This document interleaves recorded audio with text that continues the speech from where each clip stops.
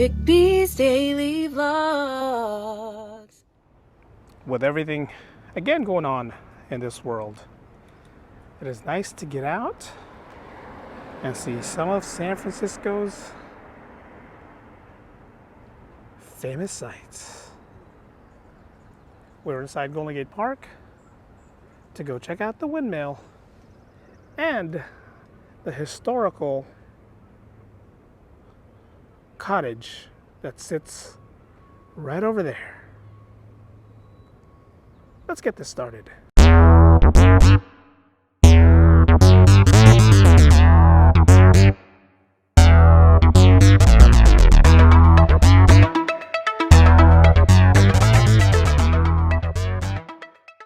We interrupt our program to bring you this important message. Welcome everyone, it's my daily vlog channel, Eric B's Daily Vlogs. Back inside Golden Gate Park, western tip of Golden Gate Park. There's two windmills here. There's two windmills here in this area. I'm going to talk about one today, only because this windmill actually has a history when it comes to the cottage right over there. So let's go take a walk and go check out the history, and let's go get a closer look at this windmill. Let's go. Let's go. They still want you to practice your 6 feet apart social distancing, but this windmill right here,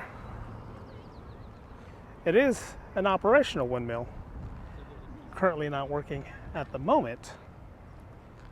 But if we look right here, you have a little history. This one's called the Murphy Windmill. There's one again on the other side that's called the Dutch Windmill. This is the Murphy Windmill. Talks about the drive shaft. I know nothing about windmills. Nothing. There's a quick history with some bird poop on it as well. Right there tells you when it was designed. Designed and constructed 1905 between 1907 by Samuel G. Murphy. That's how it got the name. And then again, there's another one, the Dutch windmill, that was constructed in 1902. And that's more on that side over there. We're just going to talk about the Murphy windmill right here. The one thing I miss about using the Osmo Action versus this Sony ZV-1, don't get me wrong, I love the ZV-1, but the Osmo Action, if I'm walking like this, you don't even feel me walking. I have to always turn it on active versus steady. Right now it's on active, so you shouldn't be seeing that much shaking. But this is the door, and look at the scribe right above the door. A gift of Samuel G. Murphy, May 1905. And if you look at the construction and how everything was built, and this has been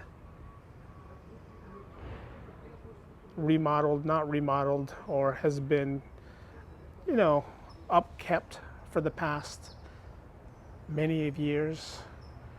Had it closed a couple times just because they had to make sure that this is stably sound. We did have the 89 earthquakes. I had to make sure that the earthquake. So some of the things like this metal bar, this beam right there is added on. It's not original. So you have to make sure that this windmill doesn't collapse. And trust me, with a lot of people that likes to hang out in the grass right here and right over there, the last thing you want to see is this windmill toppling down on everybody. There is a whole history why both windmills are here in San Francisco. There is a history of that. I'm not going to touch on that today. Today was just end of the week type of vlog. Is one of those vlogs where you just, you know, you had to put out because it's the end of the week. The week is coming. I've been doubling up. I've been doing a vlog. I've been doing a podcast. Again, if you guys haven't listened to my podcast, I'll leave the links to my podcast down below. You can listen right now. You can listen to pretty much on all platforms, but that's not what we're here for today. We're here talking about the Murphy Windmill, but there's also a historical cottage right over there that we're going to go touch on. The design of this cottage, man, is just, if you look at it, the brick that was all done here. If this was the Three Little Pigs, this would be the pig's house, the brick pig's house right here. But more things that we can read when it comes to this windmill. Took it off active steady, so it's on standard steady. They had to change the copper dome. Right there it says on September 12th, 2011. They had to change it out because of all the wear and tear that had happened. Look at that. It was shipped from the Netherlands in 2002. Then inside it is, like I said, it is an operational windmill. So then how I said they had to reinforce when they were doing the restoration. You see these right here.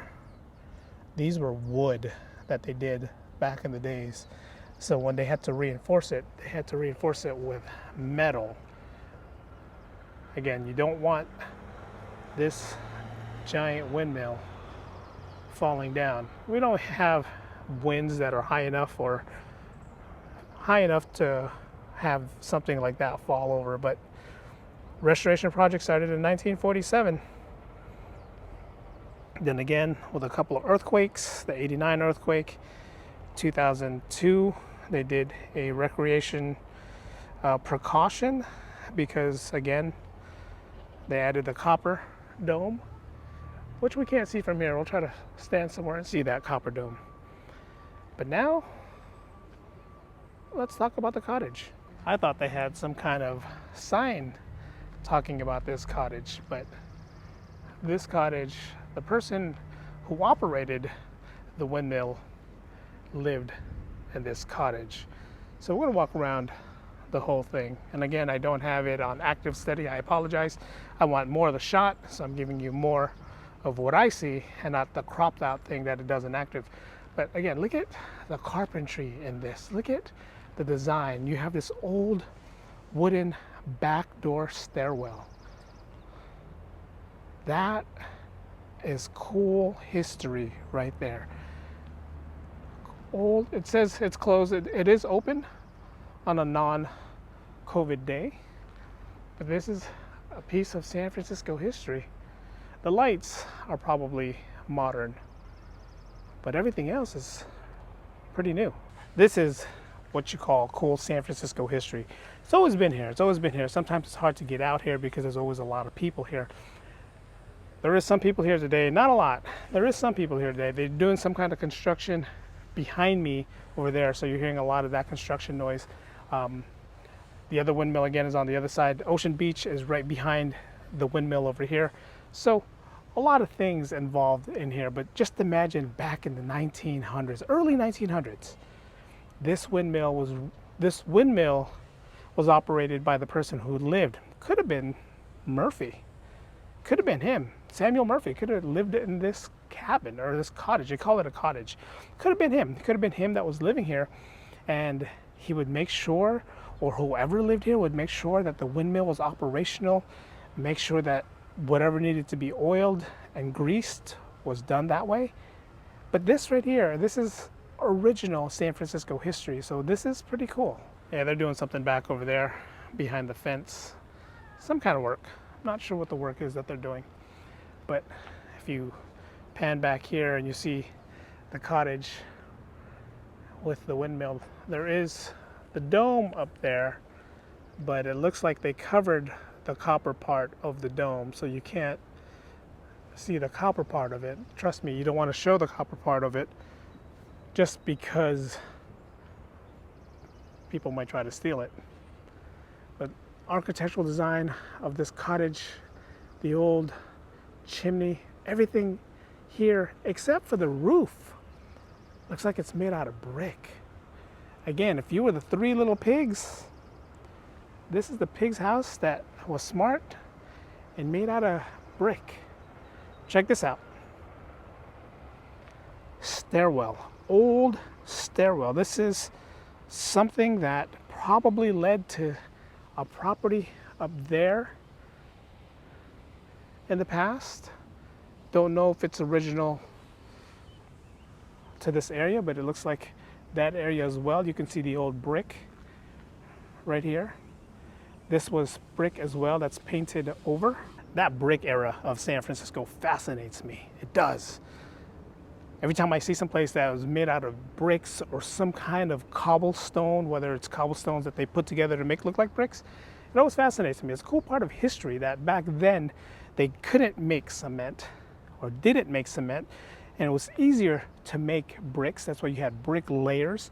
And then for someone to come into this part of San Francisco and make this out of brick. Showed you guys the Cable Car Museum over in Powell Street, Chinatown area. That building originally was made out of brick. And back then, 1800s, 1900s, it was easier to produce brick than it was to make cement. And it was a lot easier to make a brick house than it was to make a wooden house. So a lot of people used brick to make houses. When we were over at the mansion, Daniel Steele Mansion, the Spreckles Mansion, I showed you guys the brick road. San Francisco is lined with brick roads, but on top of it is now these kind of concrete that you see right here. But if we dig deep, if you dig, the first thing you'll see is brick. Besides the dirt and the sand and all that, you'll see brick. If you ever go to an old sewer, I've never been to an old sewer, but if you ever go an old sewer, they got bugs everywhere here. Whew, there's bugs everywhere. If you ever go to an old sewer or a manhole and you get underneath there and you see these guys that are walking around in this dirt infested place, what do you see around them? It's brick. Because back then, everything was constructed with brick. So to see this old house, this old cottage made the way it is, again, construction, probably have 2 bedrooms and a bathroom window up there. But to see this constructed with the way it is, how it's done, how it's made, it's pretty cool. The person who was talking on the phone is no longer there, so now we can actually walk to the front of the house. But you have the windmill right here, going all the way up, that was ran by the person who lived in this house. Now if we back up just a little bit, we could actually see the 3 windows. Most likely those were bedrooms. Then you had the living room right here. These handles right here are probably modern to the age, but everything from the steeple to the front of the house, most likely original. Oh, there's somebody inside. It says it's an office space. But this is a cool piece of San Francisco history. That part right there makes me wonder where that goes. Makes me wonder, is that take you to the basement? There's another one on that side right there as well. So it makes me wonder. And it's funny because I looked over here and that big red chimney looking thing is some kind of exhaust that's coming from somewhere underneath. And there is stairs right there that leads to wherever that is underneath. Not sure what it is, but it's there. Now, if you guys wonder what are windmills for, what are windmills used for, if you drive down 580 headed over, whether you're going to LA or you're going to Tracy, you're going anywhere there, 580 you see a bunch of windmills. It's supposed to be some new reusable energy that we can use for us. So I'm pretty sure this house, this cottage right here, was powered by this windmill right there. Supposed to be. That's what it was supposed to be. But I don't think this one windmill can power a city like San Francisco. So it was maybe at the time when they were doing it, they're trying to think of maybe just powering this area, this Great Highway area, western end of San Francisco, maybe. But there's not a lot of houses here. You got the Sunset side, which is over there. Then you got the Richmond side, which is over there. I'm talking about district. Maybe that's what it was used for. Maybe. This is the 2 most popular sides. You got the windmill again over there. And then you got the Dutch windmill, which is on the other side that I'm not going to touch on today. This is the more popular one. The other side, they have the garden. They have a garden over there. This one, we have a cottage. So to me, that's pretty cool. No, I am not going to stop vlogging just so I can keep podcasting. It's not going to happen. Don't even think about it. No, but you like podcasting. Podcasting makes you happy. You enjoy podcasting. You don't have to make yourself look like an idiot with a camera in front of you, or maybe even not in front of you. So maybe you should stop vlogging and continue podcasting. Stop putting all these things in my head. I am not gonna quit vlogging. I have 1,700 people that subscribe to me because of my vlogs. They have me on Patreon. There's no way I'm gonna quit vlogging. Stop putting that in my head. Stop being the dark side in my head. I'm not the dark side in your head. I'm the reason in your head. I'm the voice of reason. Podcasting, you don't have to leave your home. You can just stay home and podcast. You don't have to go anywhere. You can even podcast on your couch if you want. You don't have to leave your home anymore. Here, you have to go around and you have to find things that interest people. And sometimes you don't even get the 100 views that you really want. Sometimes you don't. I told you from the beginning, it's not about how many people watches my vlogs, it's how many people I can get out there and entertain and educate. I can educate a lot of people. There's people that doesn't know about certain things in San Francisco, and I guarantee after watching my vlogs, they're like, whoa, I never knew that was there. What do you mean? With Google right now, everybody knows everything's there. All they have to do is Google something, and then in a snap of the finger, they know it's there. So don't tell me you're putting out something new. Don't talk to me anymore. I am not gonna stop vlogging. I'm gonna do both. I'm gonna do both. Get away right now. But, I said get away. Get out of my head. Whew, don't know what happened there. All of a sudden I just had all these voices in my head. Not really sure what happened. But back to what we're talking about. If you look at this picture from how it used to be back in the old days, you see that one thing right there. Look how small that is right there. And then if I go up to the top right here and how they changed it out, zoom up there. Look how much bigger that looks compared to how that used to be. It's a little crazy. Somebody got upset and threw down their mask and took off their socks. How rude. All right, guys, that's gonna do it for today's vlog. A nice, simple adventure here in Golden Gate Park, the Murphy Windmill. I was all thrown off. I kept saying the Dutch windmill's on that side. The Dutch windmill is on that side. This is the Sunset side. That's Lincoln right behind me. If I turn around, that's Lincoln Boulevard over there. So the other windmill is on the other side of Golden Gate Park. But this is a cool piece of history that San Francisco has right here. Thank you to Mr. Murphy for donating the windmill to us in San Francisco.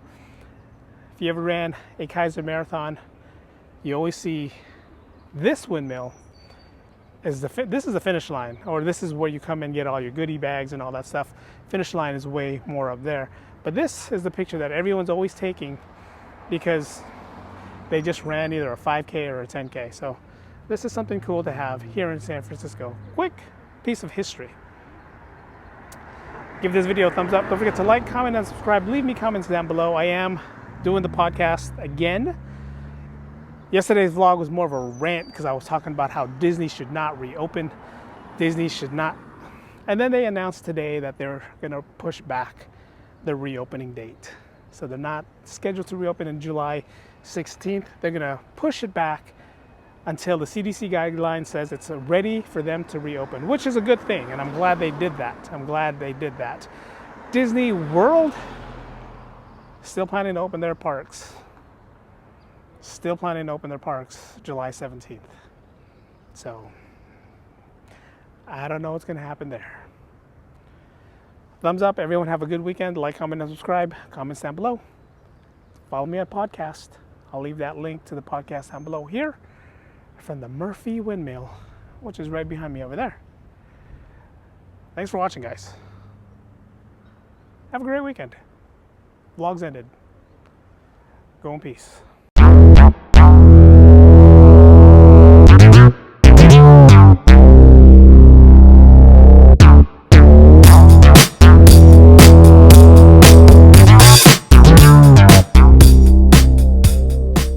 I think you need to stop vlogging. I think you need to stop putting stuff out about windmills and cottages. You need to focus on your podcast. I made this.